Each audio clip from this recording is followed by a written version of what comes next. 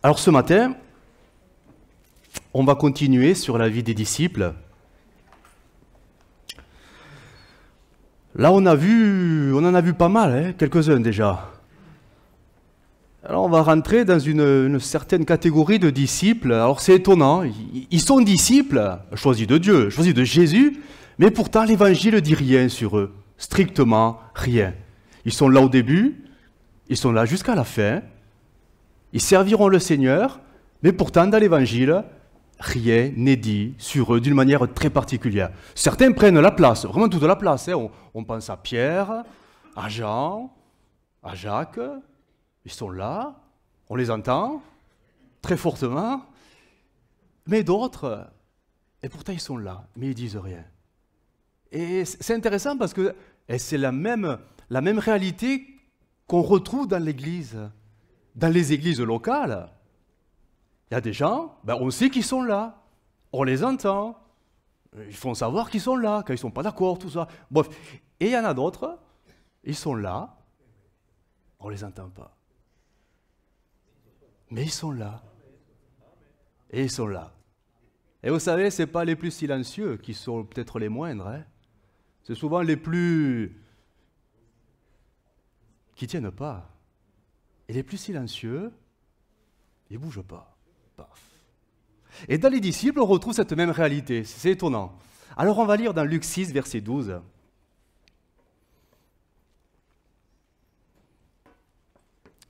Luc 6, verset 12.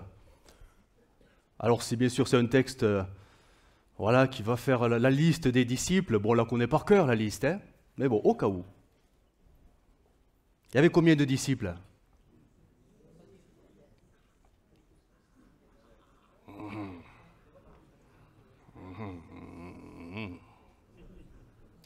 La question demande réflexion. Luc 6, verset 12. En ce temps-là, Jésus se rendit sur la montagne pour prier. Il passa toute la nuit à prier Dieu. Quand le jour parut, il appela ses disciples et il en choisit 12, auxquels il donna le nom d'apôtres.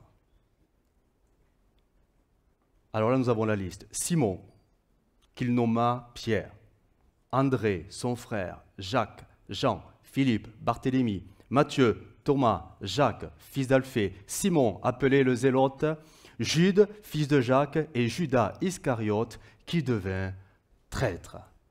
Alors, on les connaît. On lit les évangiles depuis parfois des années. On connaît les grandes lignes de ceux qui savent, ceux qui ont su se démarquer dans les écrits. Ce matin, on va s'arrêter sur eux, mais il est totalement inaperçu, transparent. Et pourtant, dans son cœur, c'était un feu bouillant qui était là, mais pas un bon feu bouillant. Il était animé d'un esprit de revendication. C'était Simon, appelé le Zélote. Il est curieux, ce personnage. Il est très particulier. Parmi les 12 disciples, il faut savoir quand même qu'il y avait beaucoup d'homonymes. Ils sont 12, il y en a au moins 7 qui portent le même nom. Par couple, 7 homonymes. Alors, je les ai relevés. Bon, on le sait, mais quand on s'arrête dessus, ça fait quand même... Voilà pourquoi viendront les surnoms. Les surnoms, c'était pour identifier ceux qui avaient le même prénom, tout simplement. Chose que peut-être nous ferions dans les églises locales quand plusieurs s'appellent du même prénom. Mais bon, ça c'est autre chose. Les Jacques, il y avait 2 Jacques. Quand il n'y en a qu'un, ça va. Mais quand il y en a 2, et qu'on dit « Hé Jacques, tu y es ?» On parle de qui? D'où Jacques le majeur et Jacques le mineur.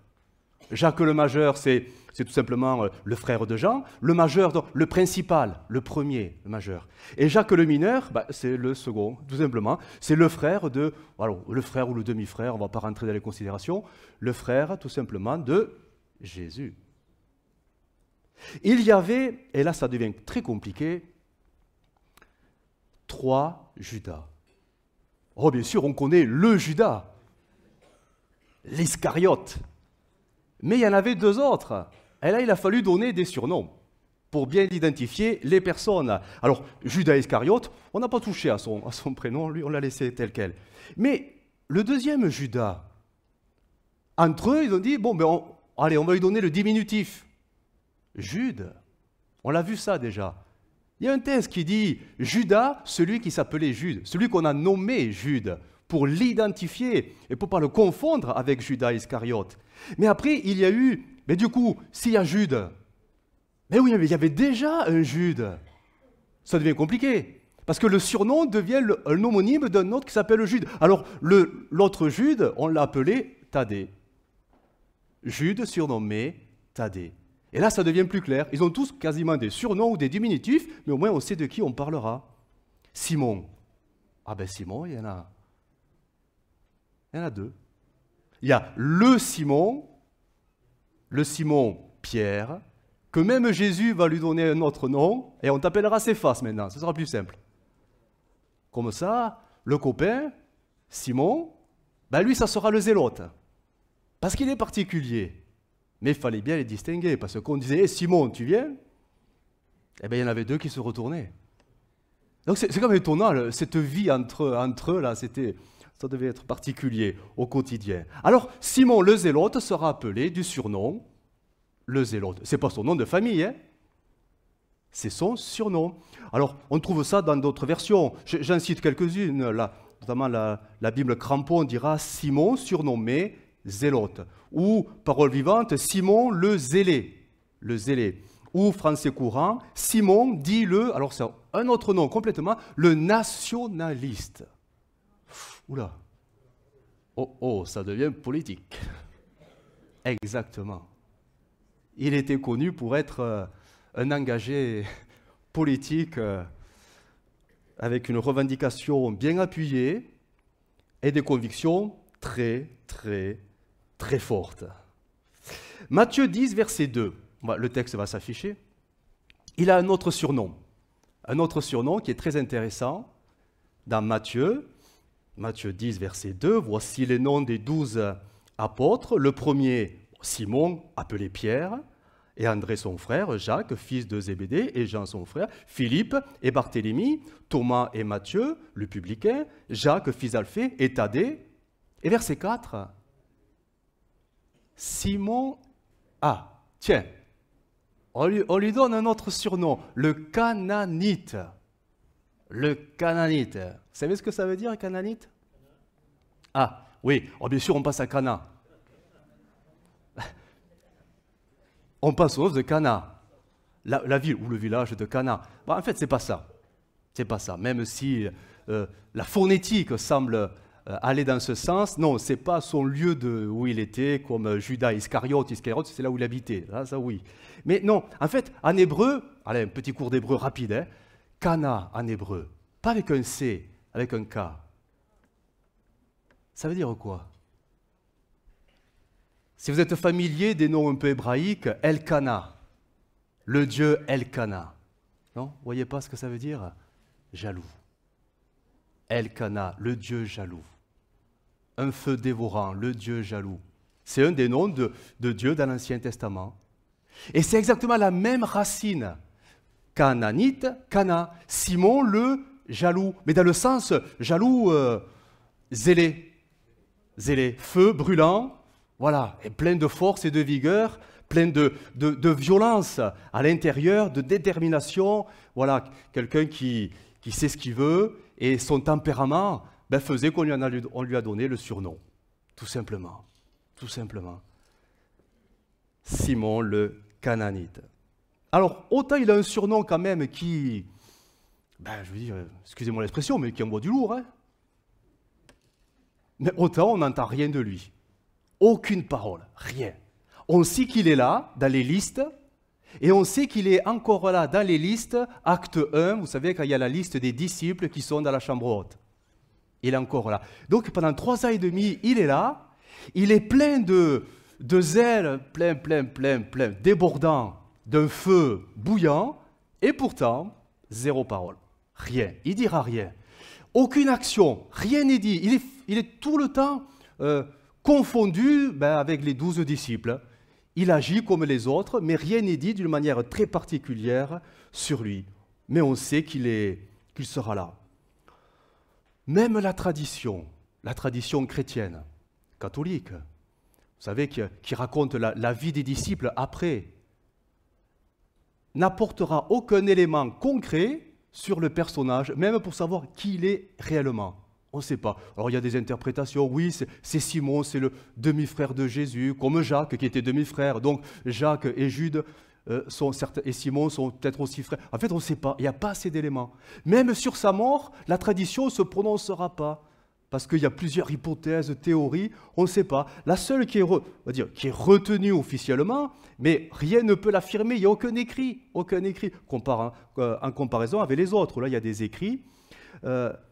Il serait dit qu'il serait parti, donc après le livre des Actes, il serait parti en Perse, donc c'est l'Iran, et il se serait mis à évangéliser, tout simplement. Et il aurait proclamé la parole de Dieu. La seule chose qui est rapportée, mais là on est dans le domaine, voilà, on peut pas rien ne le dit, il serait mort en martyr, et alors d'une mort assez violente, douloureuse, scié en deux. Torture terrible. C'est ce que dit la légende, pas la légende, la tradition chrétienne sur sa mort. Il serait mort comme ça, en martyr, en proclamant le nom de Jésus. Mais rien ne permet, voilà, de l'affirmer, c'était à titre informatif, tout simplement. Revenons à Simon. Alors, si la Bible ne dit rien, ben c'est difficile de dire des choses sur lui. C'est difficile. Par contre, on peut dire des choses sur les zélotes. Ah, les zélotes. Là, on peut se dire, mais Jésus, pourquoi tu as pris un zélote avec toi? Si tu voulais la paix au milieu des rangs, c'est peut-être pas un zélote qu'il fallait prendre. Parce que mettez un zélote avec un publicain, Matthieu, aïe, ça va mal finir, hein? Ça va sortir le couteau bientôt. Parce que les zélotes, ils n'étaient pas tendres. D'où ce surnom, le jaloux, mais vraiment dans le mauvais sens du terme, ils étaient violents. C'était des hommes violents. Alors, je vais vous lire un article qui décrit un peu l'esprit zélote, ce qu'étaient les zélotes du temps de Jésus.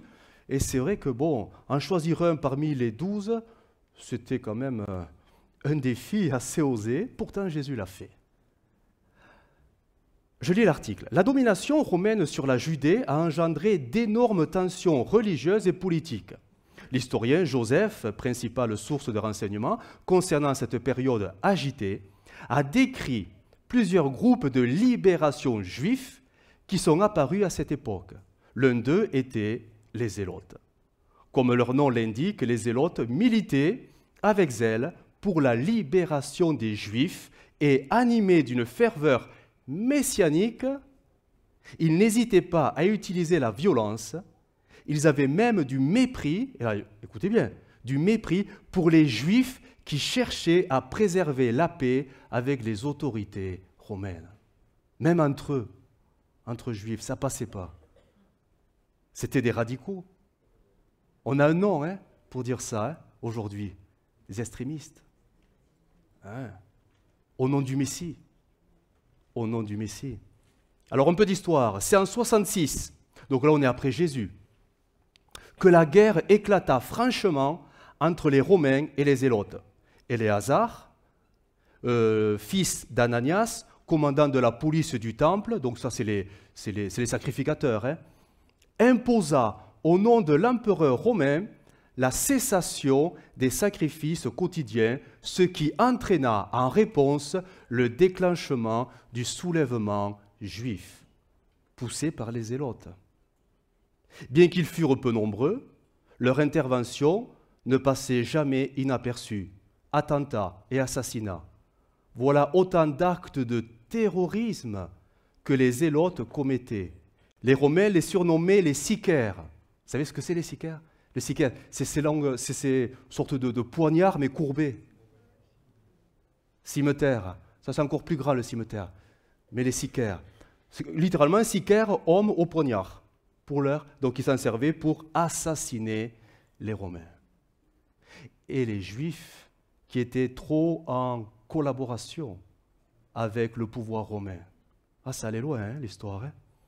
Les insurrections donc des Zélotes n'ont pas mené à la libération de Jérusalem, au contraire, leurs actions ont été le déclencheur d'un désastre national, la destruction de Jérusalem et de son temple par les Romains en 70. Ce que Jésus avait annoncé, il ne restera pas pierre sur pierre. Jésus l'avait annoncé, les Zélotes ont été le déclencheur. En réaction, parce que les autorités religieuses de l'époque ont accepté de cesser les sacrifices en se soumettant à Rome. Alors ça, ils ont explosé et ça a été la guerre qui a déclenché entre eux.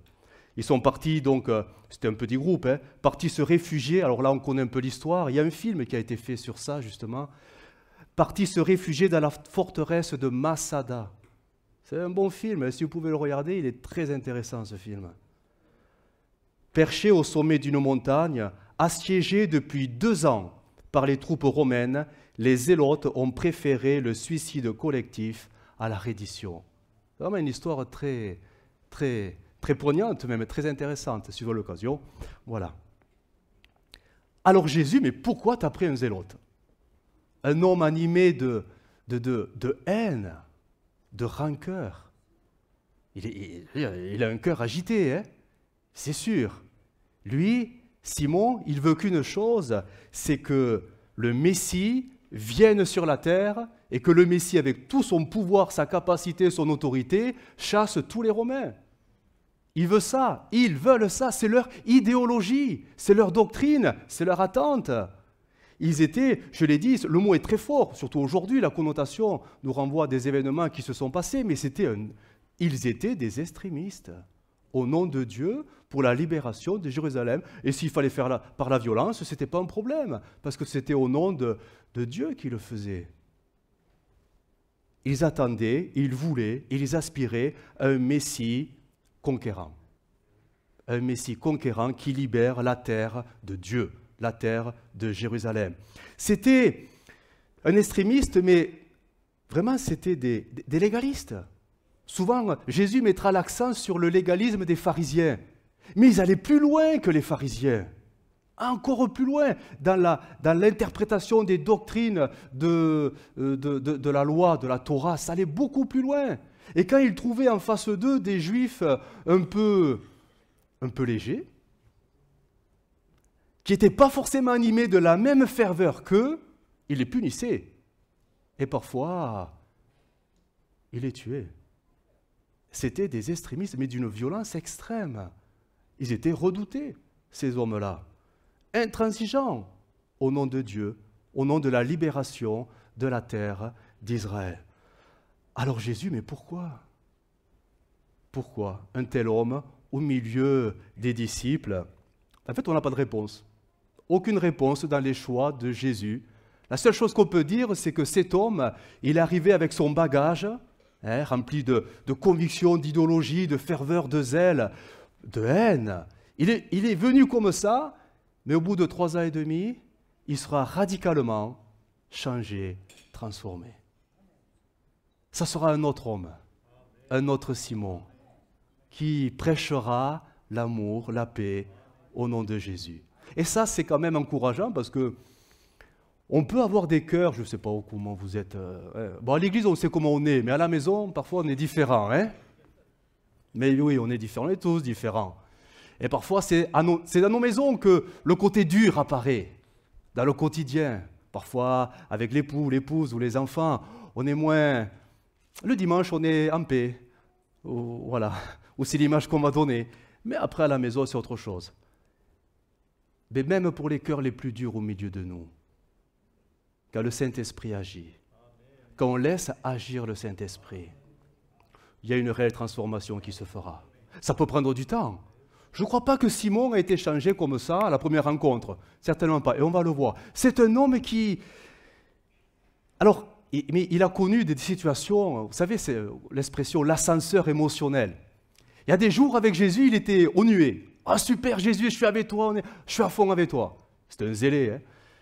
Et il y a des jours, il disait, mais Jésus, tu fais quoi? Je ne te reconnais plus, Jésus. Tu disais ça, maintenant tu fais l'opposé. Et on va voir quelques situations où, mais Simon, il en a perdu le nord. Au début, il savait pourquoi il suivait Jésus. Il se disait, mais peut-être que c'est lui le Messie. Mais au fil des semaines, des mois, des années, il a eu des périodes où, alléluia, c'est lui, et d'autres périodes, il disait, mais c'est pas possible, ça ne peut pas être lui. Il est trop faible. Alors, quelques situations où il a dû perdre un peu vraiment l'ascenseur émotionnel, des phases d'excitation, de jubilation et des phases de mais complètement la déception la plus profonde jusqu'à la désillusion, jusqu'à dire mais pourquoi je le suis encore? C'est pas lui, c'est pas possible. Quand Jésus a dit, alors je vais citer quelques textes, et là on imagine Simon là, qui exulte, cette fameuse parole de Jésus, croyez pas que je suis venu apporter la paix sur la terre. Ah là, Simon, il a tendu l'oreille. Je suis venu apporter l'épée. Bah Simon, alléluia, magnifique, j'ai le Messie devant moi. Bon là, il exalte. C'est une déclaration de guerre ouverte, ça y est, c'est dit. Mais voilà que, alors la chronologie, bon, on ne la sait pas trop, hein, je passe rapidement. Mais voilà que plus tard, ce même Jésus qui déclare la guerre avec l'épée dira à la question « Est-il permis de payer l'impôt aux Romains ?» Et Jésus de dire « Ben oui, il n'y a pas de souci, hein, rendez à César ce qui est à César. » Mais imaginez, Simon, mais tu fais quoi Jésus? On ne va pas leur payer l'impôt, on est là pour sortir l'épée et les tuer. Et toi tu veux payer l'impôt, tu te soumets? Non mais Simon là, il faut se mettre à sa place quand même. C'était un peu violent. Hein. On passe du chaud au froid là, comme ça.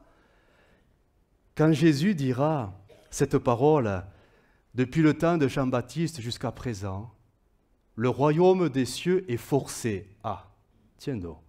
Et ce sont les violents qui s'en emparent.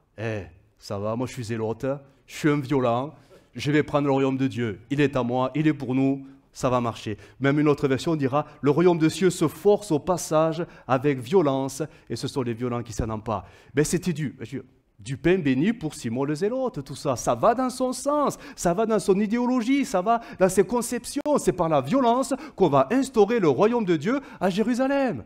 Et les Romains partiront.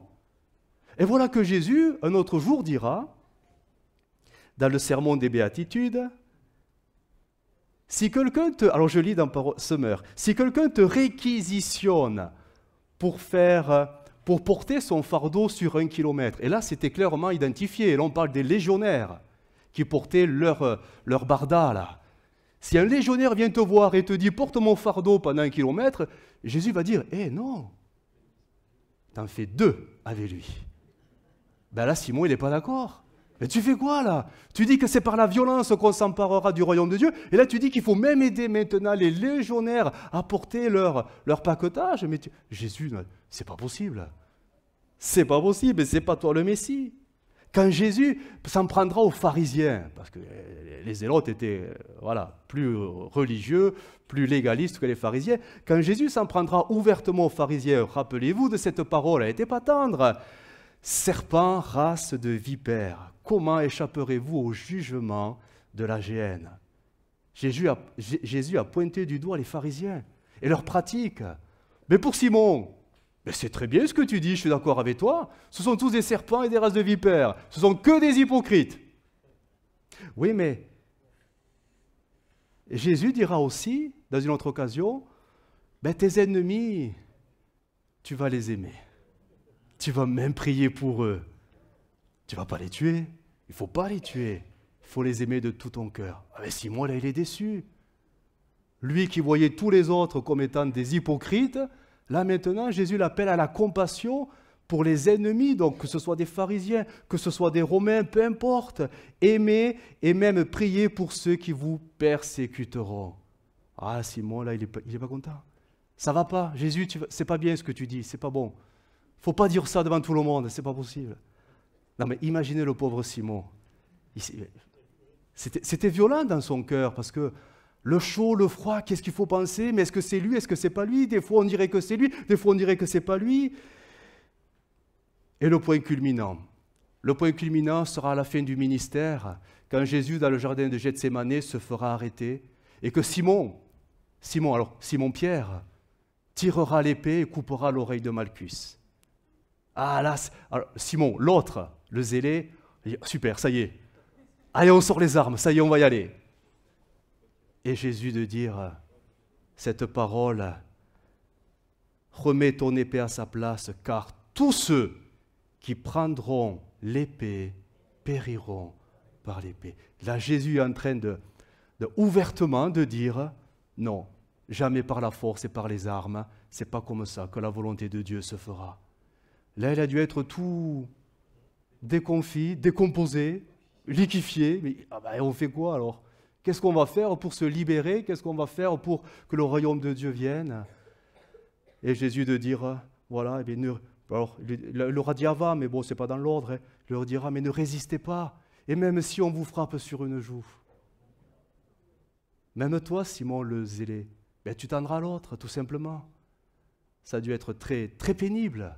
Lui qui espérait de tout son cœur voir un Jésus de Nazareth, le fameux Messie plein d'autorité, autant il était parfois galvanisé, surexcité dans la jubilation, et d'autres fois il se disait, mais est-ce que c'est vraiment lui? Parce que là, non, je peux pas dire amen à tout ce qu'il dit. Je ne peux pas. Simon s'était fait son Messie. Simon, mais tous les zélés, tous les zélotes. Il s'était fait son Messie. Il avait une image, une conception imaginaire de qui devrait être le Messie, de comment il devrait agir pour libérer tout simplement la terre de Jérusalem. Mais il a été déçu, très déçu. Heureusement, le Saint-Esprit l'a travaillé, parce qu'il aurait pu quitter l'équipe. Ben, puisque c'est ça, ben, je m'en vais. Parce que tu n'es pas selon ce que je croyais. Et vous savez, on en a vu quitter le Seigneur pour des déceptions. Mais il est resté. Le Saint-Esprit a travaillé son cœur. Le Saint-Esprit a modelé son cœur. Le Saint-Esprit a changé son idéologie. Le Saint-Esprit a changé sa façon de penser, sa façon d'analyser les situations. Le Saint-Esprit l'a refait à neuf, à l'intérieur. Et là, on reviendra sur les paroles de Paul. Paul qui dira plus tard, 1 Corinthiens 13, 11, et ça se cale très bien, ça se calque très bien sur Simon le Zélote. 1 Corinthiens 13, verset 11, parole vivante. Lorsque j'étais enfant, ben, je parlais comme un enfant, je raisonnais comme un enfant. Mes jugements étaient puérils, enfantins. Une fois devenu homme, je me suis défait de ces enfantillages qui ont perdu leur raison d'être. Je le relis dans français courant. Lorsque j'étais enfant, je parlais, pensais et raisonnais comme un enfant. Mais une fois devenu adulte, j'ai abandonné tout ce qui est propre à l'enfant. Question, sommes-nous des adultes ou des enfants? J'ose dire, dis-moi ce que tu penses, et je vais t'aider à te positionner. Qu'est-ce que tu penses sur cette situation? Qu'est-ce que tu penses sur cette circonstance? Qu'est-ce que tu penses sur l'écriture? Qu'est-ce que tu penses, etc. Ce sont nos pensées. Les paroles viennent plus tard, les actions viennent plus tard, tout commence dans le cœur. Notre façon de penser définit notre stature spirituelle. Vous savez, être un enfant, c'est normal d'être un enfant au début. C'est des étapes, hein. En fait, il ne faut pas rester des enfants, il faut grandir, c'est tout. Au début, on est même des bébés spirituels. On devient des enfants spirituels. On devient des ados spirituels. Oh là, c'est terrible. Et après, on devient des adultes spirituels. Il y a une croissance normale qui doit s'opérer. Mais ce n'est pas nous qui l'opérons, hein, c'est le Seigneur. C'est le Saint-Esprit qui nous fait grandir. Mais à un moment donné, le Saint-Esprit, il attendra quelque chose de notre part, de se dépouiller, de se défaire des choses de l'enfance. Aujourd'hui, vous êtes des adultes, alors, humainement parlant, physiquement parlant, vous êtes des adultes. Ben oui, j'ai des adultes devant moi. Vous n'avez pas mis vos habits d'enfants, parce qu'on serait tous franchement ridicules. Essayez d'imaginer, prenez un chrétien, n'importe lequel, imaginez-le avec des habits d'enfant. Hyper serré, hyper bien. On se dirait, mais tu t'es trompé dans les vêtements, c'est plus la bonne taille. Ça ferait drôle. Mais sur un plan spirituel, Hein, des fois, on devrait être des adultes spirituels, mais on est des enfants, avec des habits d'enfants, parce que nous pensons comme des enfants, nous agissons comme des enfants, nous parlons comme des enfants. Mais Paul dira, à un moment donné, j'ai compris qu'il fallait me défaire de ces choses-là, me dépouiller, pour que la croissance s'opère simplement et naturellement par l'action du Saint-Esprit. Simon le Zélote illustre parfaitement, finalement, parfois ce que nous sommes. Nous sommes parfois des chrétiens, des enfants de Dieu. Ça ne remet pas en cause la conversion, certainement pas, mais ça va plutôt définir notre façon de vivre la vie chrétienne. Nous sommes parfois des chrétiens qui restons attachés à nos façons de comprendre les choses, à nos conceptions, à nos analyses. Nous sommes attachés à nos raisonnements, attachés à ce que nous pensons qu'il serait bien que le Seigneur fasse pour nous. On peut se faire une image de Jésus et attendre beaucoup de Jésus. Vous savez, comme si on voulait mettre Jésus dans un moule qui nous correspond bien. Parce que ce moule-là nous rassure et il va dans notre sens. Simon avait son imaginaire du Messie qui devait venir, mais le Saint-Esprit l'a changé et tout ça s'est tombé. C'est tombé. Simon a appris à recevoir Jésus tel qu'il est réellement. Et pour nous, enfants de Dieu, peut-être que la chose n'est pas si facile que ça, d'accepter Jésus tel qu'il est réellement. Parce que tel qu'il est réellement ne va pas forcément dans le sens que l'on pourrait s'imaginer. Parce que parfois, Jésus va nous demander des choses qui vont nous déplaire. Jusqu'à même lui dire, mais Seigneur, mais pourquoi tu me demandes ça? Pourquoi tu attends ça de moi? Je croyais que, je pensais que. Et Jésus de son trône, de nous dire, mais c'est à toi de te soumettre. C'est pas à moi à me plier à ta volonté, mais c'est à toi à apprendre à te plier à ma volonté. Pour Simon, il a fallu 3 ans et demi, on imagine, on n'a pas les détails. Mais nous, on peut avoir 10 ans, 20 ans de conversion et en être là encore. À commencer à apprendre à fléchir le premier genou.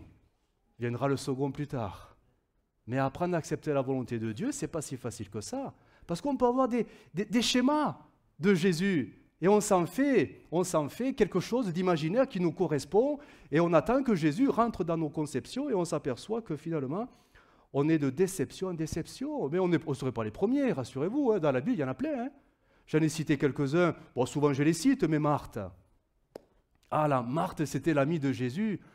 Et quand son frère est mort, elle a tout fait, mais elle a tout fait pour que son ami Jésus soit là, pour qu'il guérisse Lazare. Ah ben Jésus ne s'est pas déplacé. Mais imaginez ce que ça provoque dans le cœur de Marthe, qui à ce moment-là se croyait mais hyper proche de Jésus. Mais c'est l'ami de la famille, il ne peut pas nous abandonner, il bénit tous les autres, quand même, il ne va pas négliger son complet. Ah ben Jésus ne s'est pas déplacé. Bien sûr, il y avait un enseignement, mais à ce moment-là, dans le cœur de Marthe, il y a une réelle déception, il y a une frustration, il y a une colère.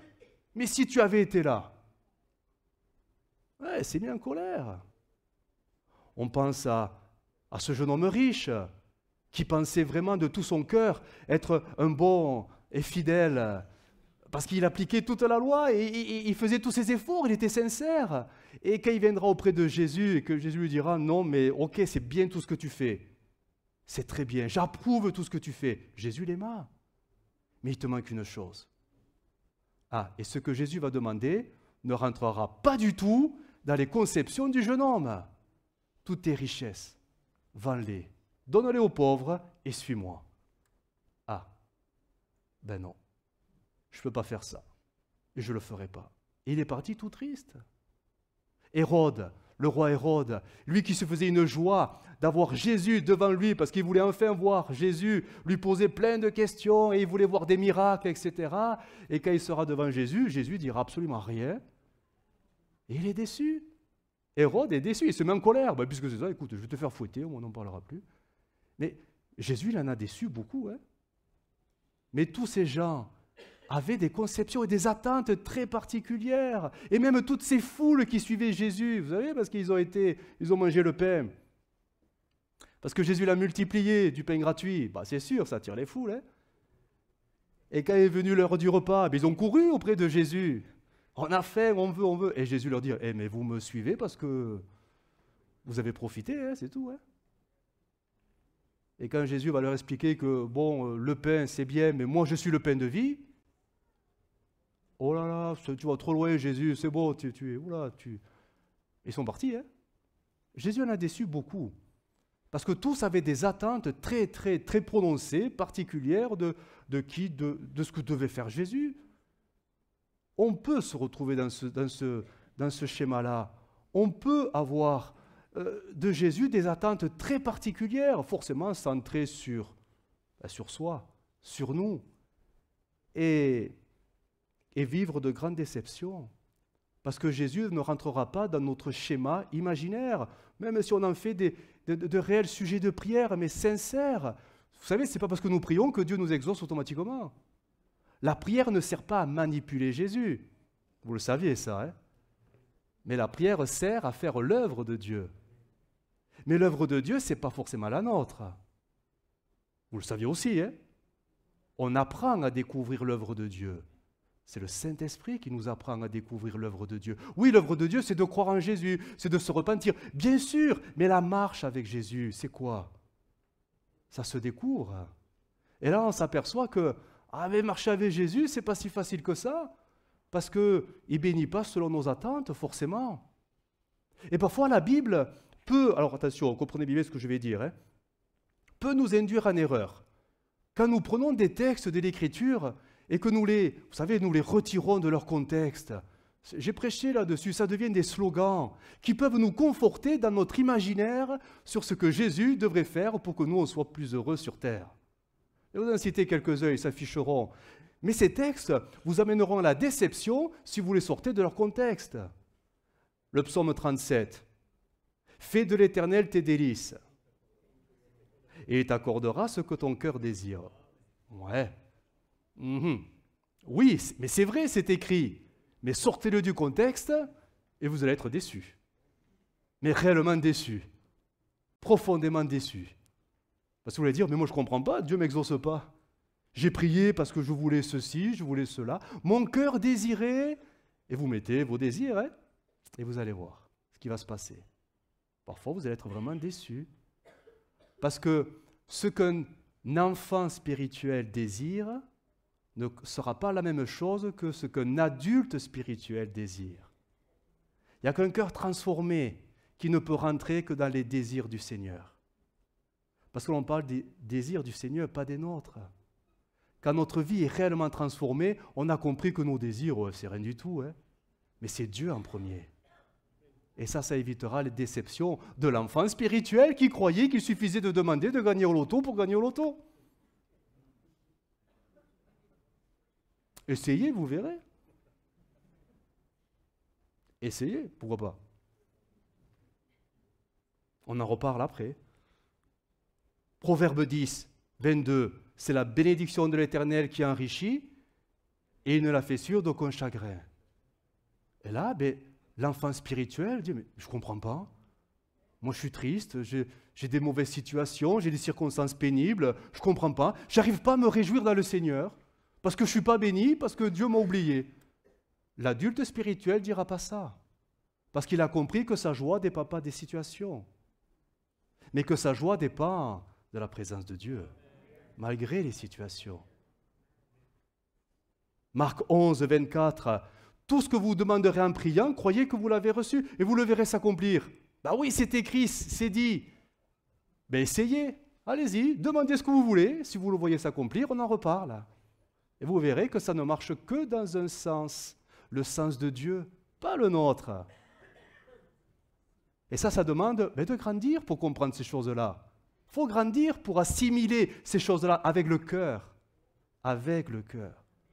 1 Jean 5, 14. Oh, il y en a des versets qui sont parfois slogan. Nous avons auprès de lui cette assurance que si nous demandons quelque chose selon sa volonté, il nous écoute. Et si nous savons qu'il nous écoute, nous savons que nous possédons la chose que nous lui avons demandée, quelle qu'elle soit. Et ma foi, essayez, demandez-lui ce que vous voulez. Si vous le recevez, on en parle. Hein. vous verrez que ça marche que dans un sens. Pas le nôtre, mais celui de Dieu. Celui de Dieu. Et ça, l'enfant spirituel, il a du mal à le comprendre. Et c'est normal qu'il ne le comprenne pas. Il doit grandir, il doit se défaire des choses de l'enfance pour devenir un adulte spirituel. Et là, il lira même la Bible différemment. Il la comprendra différemment. Sa façon de voir sera différente. Je vais vous donner un exemple, parce que ça me vient. Le raisonnement d'un enfant. Bon, on ne peut pas reprocher le raisonnement d'un enfant. C'est un enfant. Un de mes enfants, je ne vais pas citer qui c'est, mais bon, je crois que c'est Soso. Oh, bah c'est dit. Dans son imaginaire, elle a transposé le ciel comme étant la réalité que nous vivons à l'Église. C'est-à-dire que quand on loue le Seigneur, il y a les instruments, il y a les micros, mais il y a les techniciens. Bravo les techniciens. Ils sont super. Et Soso, une fois, elle a dit, mais qui s'occupera de la sono dans le ciel? Voyez le raisonnement? C'est un enfant. Mais c'est joli, c'est beau, hein? Et c'est vrai, mais vous êtes posé la question, qui va s'occuper de la sono? Comment lui faire comprendre que la réalité sera tellement différente qu'il n'y aura pas besoin de cela? Il faut grandir, spirituellement, il faut grandir. Mais parfois, nous sommes des enfants spirituels qui avons un niveau spirituel comme ça. Mais je veux dire, c'est normal. Mais il faut grandir à un moment donné. Mais pour grandir, il faut se dépouiller des choses de l'enfance. Il faut être prêt à les délaisser. Et c'est ça le plus dur. Parce que c'est seulement en délaissant les choses que le Saint-Esprit, lui, peut déposer autre chose. Si la place est prise, comment le Saint-Esprit va-t-il forcer la place? Non, non, il va attendre que tu sois prêt à renoncer à ta façon de penser, à tes analyses, où tu t'es fait ton sauveur, ton Messie, selon ta convenance, selon tes besoins, selon tes attentes. Et tu pries, et ça ne marche pas. Parce que tu pries comme un enfant. Et le Seigneur, il attend que tu deviennes un adulte. Parce que le Seigneur, il n'est pas là pour te servir. Mais il t'a sauvé pour que tu apprennes à le servir. Et ça, quand tu as compris ça, ben, tu deviens un peu plus grand. Spirituellement, tu deviens plus grand. Tu deviens plus grand. Et la vie chrétienne prend une autre tournure. Les priorités changent. Tout change en fait. Parce que c'est à l'intérieur que ça commence sérieusement à changer. Il est écrit dans Romains 8, 5, dans Parole de vie. Romains 8, 5 nous est parlé d'une certaine catégorie de chrétiens. Alors, peut-être qu'ils ont fait une expérience avec le Seigneur, certainement. Mais leur marche avec le Seigneur, elle, n'est pas forcément spirituelle. Ceux qui suivent leur façon de voir obéissent à leurs désirs humains. Mais ceux qui suivent l'Esprit Saint obéissent à ce que l'Esprit désire. Quand un chrétien, dans le contexte, suit ses désirs humains, ah ben oui, il va vers la mort. Quand quelqu'un suit l'Esprit Saint, il va vers la vie et vers la paix. Oui, les désirs humains sont ennemis de Dieu. Ils n'obéissent pas, les désirs humains, ils n'obéissent pas à la loi de Dieu. Pour eux, c'est même impossible.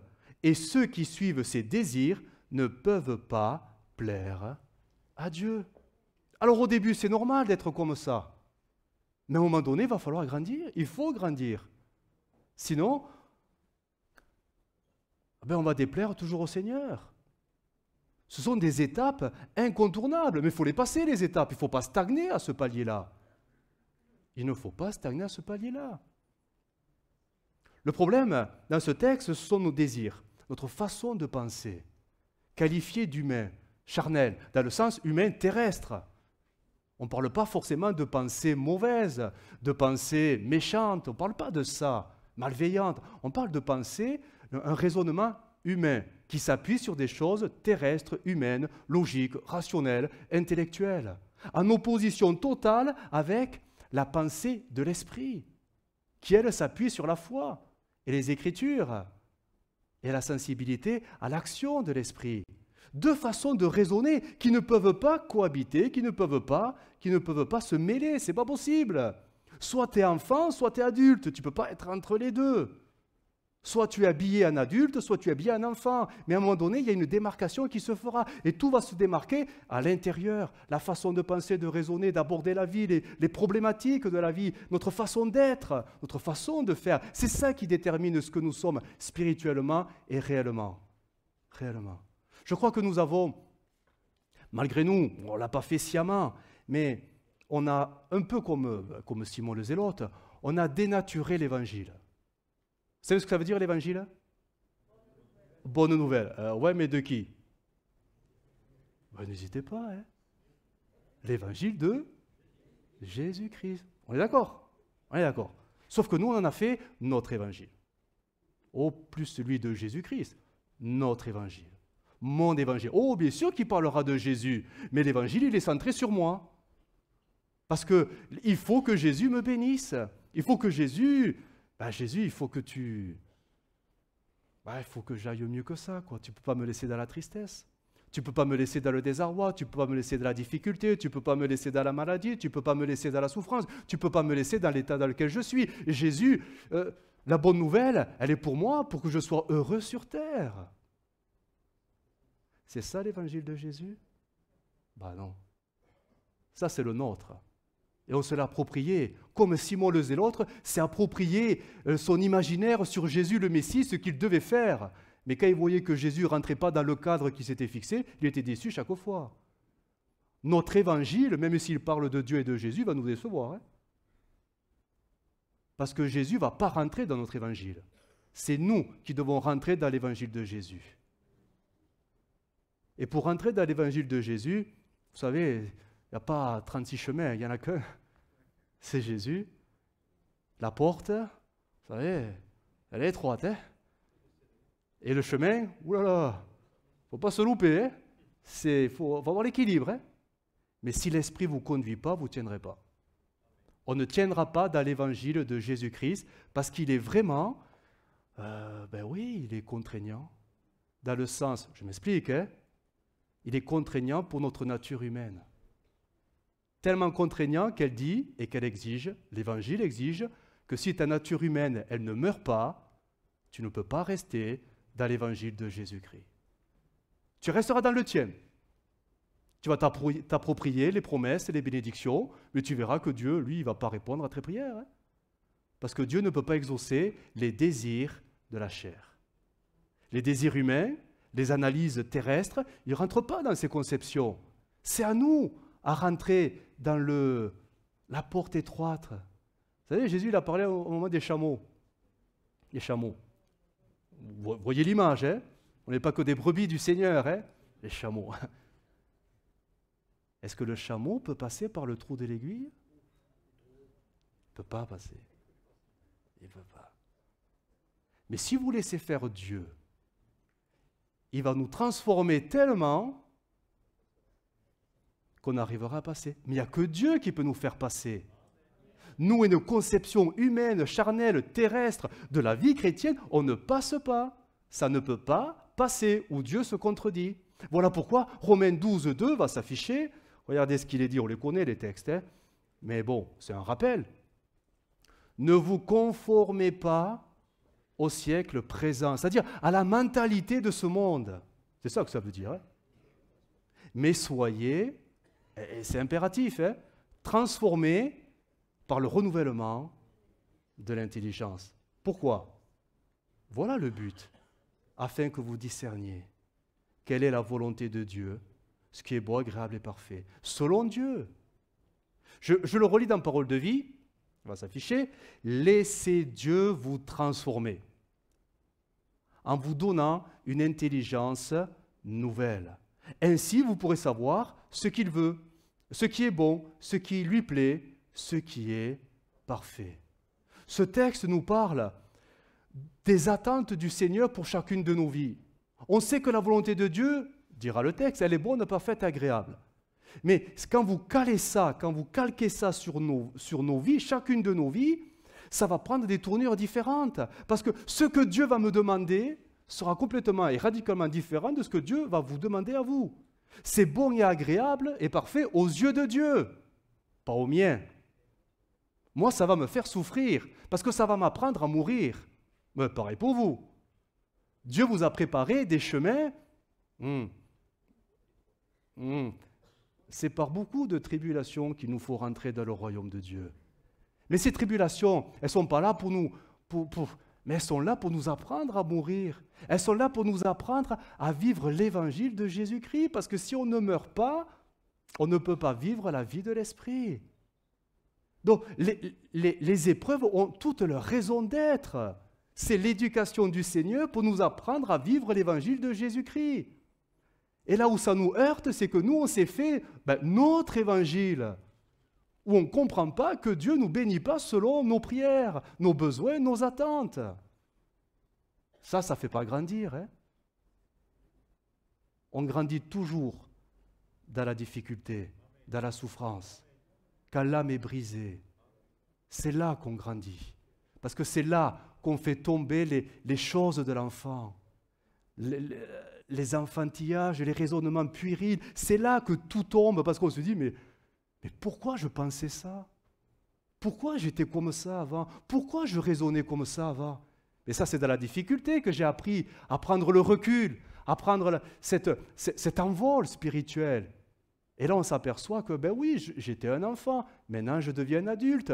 Et après, on peut même être surpris à chanter « Merci Seigneur pour les épreuves de la vie », parce qu'elles étaient nécessaires pour notre croissance. Mais Dieu a un chemin très particulier pour chacune de nos vies, que ce soit alors à titre individuel, mais que ce soit aussi pour les couples, pour les familles. Dieu nous conduit d'une manière, mais c'est étonnant comment Dieu fait les choses. Mais elles sont parfaites, selon son cœur, elles sont parfaites, parce que lui poursuit un but qui nous échappe. Et on ne comprend pas pourquoi on est dans la contrariété, pourquoi les choses ne marchent pas, pourquoi parce que Dieu te change. C'est tout. Va pas plus loin. Dieu te change. Laisse-toi transformer. Accepte les choses simplement. Dieu a une volonté particulière pour chacun de nous. Je vais vous donner des exemples un peu précis. On sait que le Seigneur guérit. Vous le saviez, hein? Il guérit, hein? Et on a des témoignages. Et gloire à Dieu pour tout ce que le Seigneur guériront. Oui, mais mettez-vous à la place de celui qui est malade et qui n'est pas guéri. Ah, Seigneur, pourquoi? C'est l'enfant qui va parler. Pourquoi eux et pourquoi pas moi? Suis-je moins qu'eux? Pourtant, et tout ce que je fais, eux que font pas? Quand même, Seigneur, tu pourrais me guérir comme eux. Voyez les raisonnements, comparaison, c'est très enfantin. Il faut du recul pour dire ça. Hein. Mais pourquoi eux et pourquoi pas moi? Est-ce que Dieu a-t-il promis qu'il allait guérir tous les malades dans son peuple? Si vous trouvez le verset, vous nous le donnez, parce que je ne vais pas trouver encore. Hein. Mais Dieu fait ce qu'il veut. S'il veut se servir de la maladie pour t'apprendre quelque chose, tu crois qu'en priant, il va changer d'avis? S'il poursuit un but très précis? Ce n'est pas nos prières qui vont fléchir le genou de Jésus. C'est nous qui fléchissons les genoux à la volonté de Jésus. Et ça s'apprend aussi. Est-ce que Jésus doit-il faire tout ce que je lui demande? Parce qu'au nom de mon bien-être, Seigneur, tu vois, je souffre. Ça fait des années, je prie, je jeûne, j'ai reçu que... D'ailleurs, 3 litres d'huile sur la tête. Et je ne suis pas guéri. Jésus, pourquoi? Mais est-ce que Jésus a besoin de t'expliquer les choses? Est-ce que tu n'es pas là aussi pour accepter tout simplement que ta vie est dans les mains de Dieu, même si tu ne le comprends pas? Même si tu ne discernes pas la raison du pourquoi, du non-exaucement. Est-ce que le fait de savoir que tu es dans la main de Dieu, ce n'est pas suffisant? Pourquoi tu veux plus?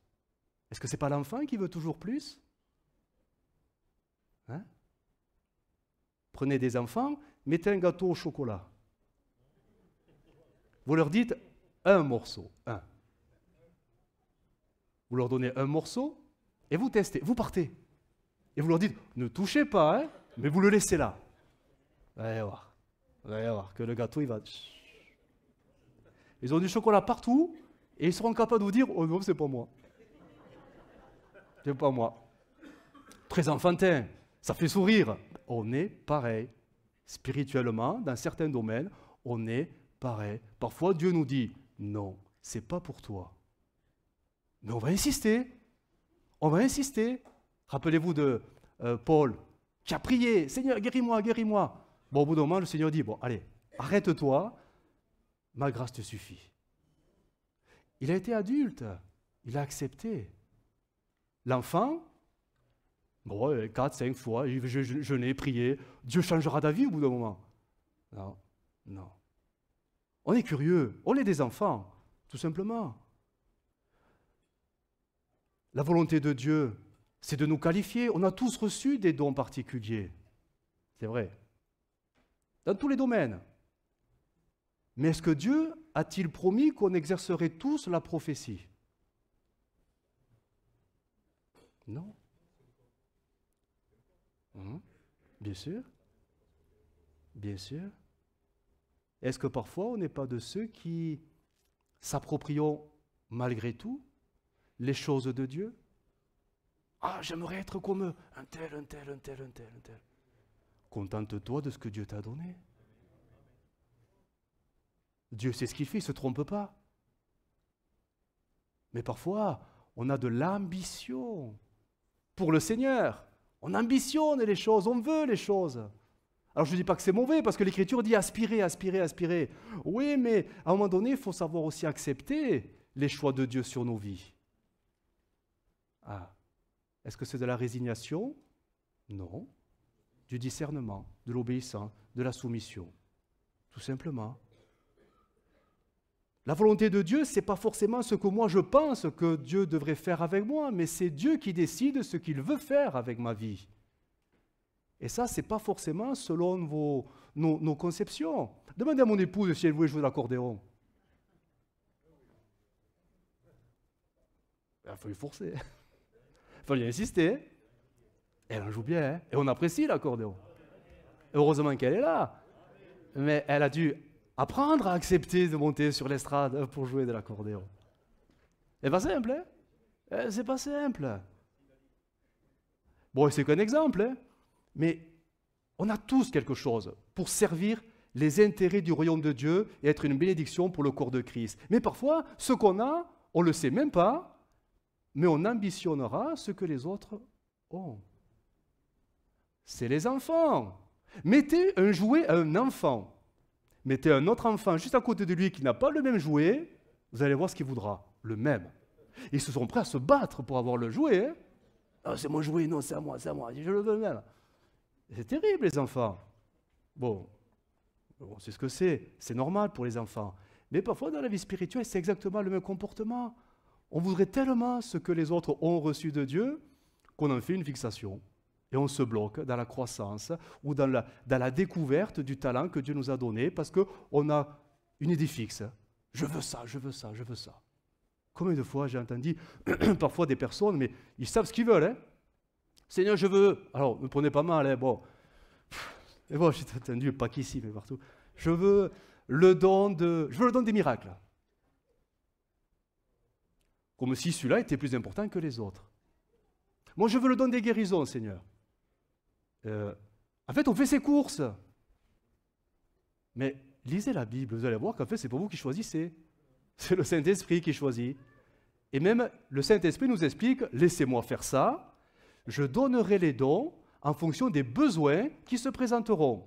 Tu n'as pas besoin de faire tes courses et de noter sur ta carte, j'ai le don des guérisons. Maintenant, on s'en fiche. Ce que le Saint-Esprit veut, c'est que nous soyons soumis et que nous acceptions qu'il se serve de nous sans résister, simplement. On n'a pas besoin de choisir les dons, on n'a pas besoin de choisir ce qu'on aimerait faire pour Dieu, mais ce n'est pas à toi de choisir, c'est Dieu qui choisit pour toi. Mais c'est très enfantin de le faire et de rester là-dessus. Oh, moi, tant que j'ai pas, eh ben, le bout d'oreille, je ne le ferai pas. Ah. Ça va, hein, je ne vous ai pas froissé? Allez, c'est Noël, c'est bon. On s'aime tous, paix sur la terre. Pour les hommes de bonne volonté. Nos pensées, je reviens à l'évangile, mon évangile, tout se joue au niveau de la pensée. Et nos pensées vont forcément révéler l'état spirituel que nous vivons tout simplement d'une manière quotidienne, que ce soit à l'église ou que ce soit au travail ou à la maison. C'est selon ce que nous pensons qui va forcément définir ce que nous sommes spirituellement. L'évangile. Ce n'est pas mon évangile qui va compter. Celui-là, nous comprenons que nous devons le délaisser, l'abandonner. Mais il faut accepter l'évangile de Jésus-Christ. Et l'évangile de Jésus-Christ, il est simple. Je vais le résumer en quelques mots. C'est la promesse d'un sauveur qui vient sur la terre, qui prend ton péché, il meurt sur la croix pour que tu puisses être radicalement transformé et changé, et pour que tu puisses marcher en nouveauté de vie, non plus selon ce que toi tu penses, mais que tu puisses marcher selon les pensées, les sentiments qu'animait autrefois Jésus. Tu deviens un chrétien, un petit Christ sur terre, qui ne fait plus selon ton évangile, mais qui vit l'évangile de Jésus-Christ. C'est résumé d'une manière très simple, mais c'est ça. Et ce n'est pas si facile que ça à vivre au quotidien parce qu'on se l'est approprié l'évangile. On se l'est approprié. Porter sa croix tous les jours, on l'a oublié. Que Dieu nous bénisse tous les jours, oui, ça on le veut. Que Dieu aille dans notre sens tous les jours, ça on le veut. Mais qu'il faille pardonner à l'un, à l'autre, ça, oh Seigneur, on verra plus tard. La Bible est devenue, vous avez certainement reçu dans vos boîtes aux lettres, vous savez les catalogues là, des grandes surfaces, comme ça, là, il y a un paquet pour les enfants, pour les jouets de Noël. Alors les enfants, ils feuillettent le catalogue, oh, je veux ça, ils font des croix, ils découpent les... Bon, il n'y a que chez nous apparemment que ça... Bref, ils choisissent les catalogues. Parfois, j'ai l'impression qu'on a réduit la Bible à un catalogue de bénédictions. On se sert de la Bible pour puiser sa bénédiction. Et on fait son tri. On ne retient que les choses qui nous sont agréables, ou qui vont dans notre sens, ou qui nous confortent dans nos positions. Et d'autres textes ou d'autres passages, on va les laisser de côté parce que, voilà, c'est trop exigeant, c'est trop. Et ça, on n'en veut pas. On veut plus d'un Jésus qui nous bénit, mais d'un Jésus qu'il faut suivre en pliant les genoux et en acceptant de mourir pour tout abandonner. Alors déjà, on perd du monde. Hein. On va perdre du monde. Ils étaient 70, disciples. À la fin, il n'y en a plus que 12. Et même, il n'y en a plus que 11. Et tous vont servir le Seigneur et vont tous leur laisser leur vie même. Bon, à part Jean qui mourra de vieillesse, mais ils vont tous y laisser leur vie. Pas qu'au sens spirituel, au sens physique. Et nous, voyez, on a du mal à abandonner notre vie, nos raisonnements, parce qu'on s'y accroche. Hein. On s'y accroche. Tout est dans la pensée, nos pensées. Un texte qui... Oh, il y en a plusieurs, je vais vous en lire plusieurs quand même. 2 Corinthiens 11, 3. Regardez, les pensées qui peuvent nous animer.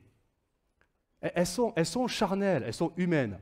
Mais comme quoi, elles peuvent habiter le cœur du chrétien, qui n'est pas forcément toujours spirituel. Regardez, ça a commencé très tôt l'histoire. Hein. De même que le serpent séduisit Ève par sa ruse, je crains que vos pensées ne se corrompent et ne se détournent de la simplicité à l'égard de Christ. La simplicité à l'égard de Christ. Je fais simple, hein? Qu'est-ce que Jésus demande de toi? Mais que tu meurs. Et nous, on a échafaudé toute une idéologie où Dieu devait nous faire prospérer et aller toujours dans notre sens, au nom du bien-être sur la terre. C'est pas ça la simplicité de Christ. Hein? Jésus il est venu que pour une chose, mourir sur la croix. C'est tout. Nous suivons le Seigneur et nous avons oublié que nous devions porter notre croix tous les jours. Et on recherchera les bénédictions à la place. Car si quelqu'un vient vous prêcher, je continue, un autre Jésus que celui que nous avons prêché, ou si vous recevez un autre esprit que celui que vous avez reçu, ou un autre évangile que celui que vous avez embrassé, vous le supportez fort bien. On en est là, hein, un peu. Marc 7, Verset 21, Jésus dira, c'est du cœur des hommes que sortent les mauvaises pensées. Bon, et toute la liste, mais les pensées, c'est du cœur. Colossiens 1, 21, vous qui étiez autrefois étrangers et ennemis de Dieu, par vos pensées et par vos mauvaises œuvres. Vous voyez, même les pensées sont mises avant les œuvres. Les pensées. Colossiens 2, 18, le texte nous dit, il est enflé d'un vain orgueil, c'est vers la fin, par ses pensées charnelles. Jacques 4, 16, on parle des chrétiens. À la fin, vous vous glorifiez dans vos pensées orgueilleuses. Beaucoup de textes nous parlent de la façon dont nous pensons. Et elle n'est pas forcément, même si nous sommes chrétiens, elle n'est pas forcément spirituelle. Elle est humaine. Mais comprenons que de penser ainsi et d'entretenir cela nous tient éloignés de la volonté de Dieu. Parce qu'un enfant ne peut pas faire la volonté de Dieu. Il va devoir grandir, se laisser transformer, laisser tomber tout ce qui est de la chair pour vivre selon l'esprit et marcher selon l'esprit. Je vais vous donner un exemple flagrant d'un homme, bon, il a appris, il a changé, mais il raisonnait comme un enfant et par ses raisonnements, il s'est opposé à Jésus. C'est Pierre. Pierre. Quand Jésus va commencer à leur dire qu'il doit monter à Jérusalem et qu'il allait être maltraité et qu'il allait souffrir par les principaux du peuple, les sacrificateurs, etc., les anciens. Et là, le texte nous dit, alors je lis rapidement, Marc 8, 31, ça va s'afficher. Jésus commença à leur apprendre qu'il fallait que le Fils de l'homme souffre beaucoup, qu'il soit rejeté par les anciens, les principaux sacrificateurs et par les scribes, qu'il soit mis à mort et qu'il ressuscite 3 jours après. Il disait ces paroles ouvertement et Pierre le reprit à part et se mit à lui faire des reproches. Très enfantin de reprocher à Jésus qui ne nous bénit pas. Ça, on ne le fait pas. Hein? Oh Seigneur, pourquoi tu ne fais pas? Pourquoi tu ne bénis pas? Pourquoi? Non. Mais Jésus se retourna, regarda ses disciples, fit des reproches à Pierre et lui dit, regardez, la parole, elle est violente, hein? Arrière de moi, Satan. Mais pourquoi? Car tes pensées ne sont pas celles de Dieu, mais celles des hommes. Jésus est en train de reprocher à Pierre, qui est animé d'un esprit totalement humain, de s'opposer à l'œuvre de Dieu qui est spirituelle. Bien sûr qu'il ne le sait pas, mais il lui dira, tu dois grandir. Tu ne dois plus te laisser piéger aussi facilement que ça. Tu dois délaisser les choses de l'enfance. Il a eu la révélation. Tu es le Fils de Dieu quand même. Il a un chemin de croissance. Mais là, il y a eu régression. Il y a eu un retour en arrière assez fort. Tu penses, dira Jésus, tu penses, en disant le diable, tu penses comme les hommes. Et Pierre en est la démonstration, il s'oppose à moi. Mais derrière, c'est toi le diable qui est mis en lumière. Quand nous pensons comme des enfants, qui nous anime? Quand nous pensons comme des êtres humains, qui nous anime? L'esprit de ce monde. Et c'est qui l'esprit de ce monde? Qui pense comme les hommes? Oui, il s'appelle Satan. Satan, l'ennemi, le diable. Il est le trompeur. Mais je ne sais pas si on réalise qu'on peut être, attention, je mets tous les bémols, mais on peut être, sans le savoir, chrétien et être sous son influence. Je ne parle pas de possession, sous influence. Il nous pousse à penser, pas à penser d'une manière diabolique, on ne parle pas de ça, mais à penser comme les hommes. Et parfois, nous réduisons l'œuvre de Dieu à des pensées humaines. Nous ramenons l'évangile de Jésus à quelque chose d'humain. Bien sûr qu'il va dans l'autre sens. Et le diable, lui, se frotte les mains. Hein? Lui, il est ravi. Hein? Quand vous faites de l'œuvre de Dieu qui est spirituelle quelque chose de très charnel, d'humain, terrestre, le diable, il est ravi. Parce qu'il sait que ça ne marchera pas. Parce que Dieu ne se laissera pas fléchir par nos pensées, nos conceptions humaines. Tout simplement. Et là, c'est à nous à réagir. Tout comme Jésus l'a dit, ben oui, Je ne veux plus penser comme le monde. Je ne veux plus penser comme ce monde. Je ne veux plus penser comme un enfant de ce monde. Je veux penser selon l'Esprit. Je veux penser selon l'Esprit de Dieu. Mais pour cela, il faut se défaire des choses de l'enfant. Je vais terminer avec cette prière de Jésus. S'il y a une chose que vous devez retenir de ce message, c'est cette prière de Jésus dans Luc 22, 41. Luc 22, 41. On est à Gethsémane. Et là, Jésus va démontrer que sa nature spirituelle est plus forte que sa nature humaine. Il était parfaitement homme. Il va lutter contre sa nature humaine. Ben oui. Regardez, Luc 22, 41, parole de vie. Jésus s'éloigne des disciples, il va quelques mètres plus loin, il se met à genoux et il prie, en disant, Père, si tu veux, éloigne de moi cette coupe de souffrance. Et là, regardez comment cette version a retranscrit le texte. Pourtant, ne fais pas ce que je veux, mais ce que tu veux. Ça, c'est la victoire de l'esprit sur la nature humaine. Je sais qu'on est tous prêts à prier, on veut faire ta volonté, on est prêt à le chanter, à le proclamer, on est prêt, mais on est tous pareils, tous.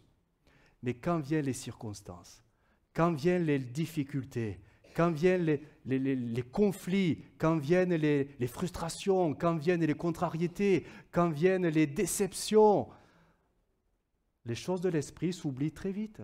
Ça s'évapore parce que la nature charnelle, nos pensées charnelles, humaines, prennent le pas, mais à une vitesse incroyable. Et les choses de l'esprit disparaissent parce que les deux ne peuvent pas cohabiter ensemble. Vous savez, c'est terrible ce que je vais dire, l'image que je vais utiliser, mais on retrouve ce phénomène chez les adultes à un certain âge. Ils arrivent avec cette terrible maladie où il y a la régression dans l'enfance. Alzheimer. C'est terrible, hein? C'est douloureux de voir ça. Des personnes, parfois 60, 70 ans, 80 ans, qui réagissent, qui raisonnent comme des enfants. Ça fait drôle, hein? Ça fait mal au cœur. C'est des souffrances terribles. Mais imaginez la souffrance du Père, celle du Seigneur Jésus, du Saint-Esprit. Alors qu'on devrait être des adultes spirituels, parfois faire des régressions dans certaines situations parce qu'on est contrarié, parce qu'on se sent incompris, ou bref, voilà, ça va pas. Et là, on fait, nos crises d'ados, d'enfants. Imaginez le cœur du Père, lui qui nous a donné l'esprit, pour qu'on grandisse, qu'on devienne des maîtres, des exemples, des bénédictions pour les enfants spirituels, justement. Et parfois on en est à je sais pas l'expression, se tordre le chignon, là, je sais pas quoi. C'est crêper le chignon. Pour des choses.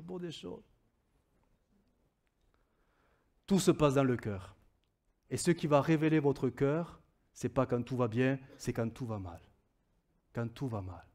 Comment vous réagissez quand tout va mal? Oh, par l'Église, on arrive à se maîtriser, quoique. Dès qu'on est au parking, les voisins, des fois, ils entendent des choses. Bon, bref, on dit bien. C'est à la maison. Comment on réagit dans le couple? Comment on réagit avec les enfants? Comment on réagit au travail? Comment on réagit? Est-ce que ma nature de Christ, elle est là aussi? Elle est là, malgré toutes les choses qui ne vont pas dans le sens auquel j'espérais. Parce que ton évangile n'ira pas dans le sens de celui de Jésus-Christ. Hein. Rassure-toi, tu vas mourir. Ton évangile, lui, t'amène au bien-être. Celui de Christ t'amène à la mort. Et c'est seulement quand tu seras réellement mort que tu vas apprendre à vivre de la vie de Christ. Il y a un prix à payer. Hein. Il y a un prix à payer. Nous avons dit oui à Jésus. Hein. Alors marchons avec Jésus. Et laissons-nous conduire, non pas par la chair, mais par l'esprit, pour que vraiment les autres puissent voir à nous que nous sommes enfants de Dieu. Alors, je terminerai avec ce texte. Alors c'est vrai qu'avec tout ce que je vous ai dit, on se dit, mais est-ce qu'on est de bons chrétiens ou pas? Ben, pour vous rassurer, on va dire que non, hein, on n'est pas de bons chrétiens. Ben non, parce que si on se pensait bons chrétiens, n'est-ce pas déjà de la présomption? De l'orgueil? Personne n'est bon, il n'y a que Dieu qui est bon. Je crois qu'on devient spirituel, pas bon, mais spirituel, quand on réalise qu'on a besoin de Jésus tous les jours. Quand tu réalises vraiment que tu as besoin de Jésus tous les jours, tu es un peu tous les jours au pied de Jésus à rechercher sa présence. Pas faire tes courses, mais à lui demander son aide tous les jours. Tous les jours, parce que tu réalises que sans lui, mais en fait, tu ne peux pas. Que sans Jésus, mais tu ne peux pas affronter la vie et ses difficultés. La vie est difficile, de plus en plus difficile. Mais je dirais, même la vie d'église est difficile. Vous n'avez pas remarqué? Ah, alors, bon, j'ai dit des choses. Mais dès qu'il y a des relations humaines, c'est difficile. Mais bien sûr, mais partout, c'est difficile. Vous allez voir, là, c'est les fêtes. Les familles vont se retrouver. Oh, ça va durer le temps du repas. Et après, vous allez voir ce qui se passe. Quand on en sera à la 3e bouteille, vous allez voir, la nature humaine. Ouais, bon, bref, on ne va pas généraliser. Mais on devient vraiment spirituel quand on devient réellement dépendant du Seigneur. Et que tous les jours, on demande son Esprit Saint pour qu'il nous aide tous les jours. Quand on a compris cette dépendance, alors on a compris qu'on est vraiment rien, quoi. On n'est pas de si bons chrétiens que ça. C'est Dieu qui est bon en nous. C'est vraiment ma conclusion de Romains 8, 26, pour vous montrer que même nos prières, ah oui, là il faut beaucoup d'humilité pour l'accepter, ce que je vais vous dire, même nos prières, elles ne sont pas bonnes. On prie un Dieu qui est bon, mais nos prières, elles ne sont pas forcément bonnes. Regardez, c'est la Bible qui le dit, hein. Parole de vie. Voilà pourquoi on a reçu le Saint-Esprit. L'Esprit Saint aussi vient nous aider, heureusement, merci Seigneur. Nous qui sommes faibles, carrément, hein. Nous ne savons pas prier comme il faut.